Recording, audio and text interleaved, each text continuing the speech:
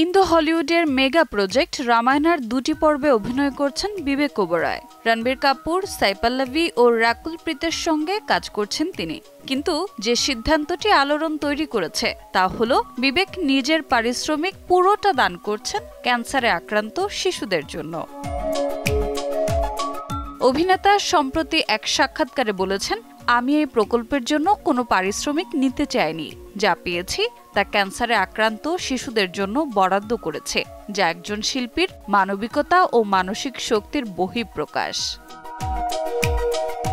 নিতেশ তিওয়ারির পরিচালনায় এই সিনেমার উদ্দেশ্য ভারতীয় সিনেমাকে আন্তর্জাতিক মঞ্চে পৌঁছে দেওয়া, হলিউড মহাকাব্যগুলোর সঙ্গে তুলনীয় এবং ভারতীয় রূপালী পর্দার জন্য একটি বড় প্রজেক্ট।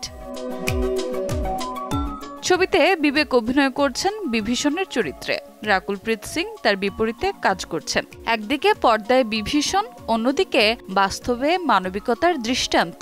বিবেক ওবেরয় দেখালেন, সত্যিকারের নায়কত্ব শুধুমাত্র সিনেমার জন্য নয়, মানুষের কল্যাণের জন্য লেখা যায়।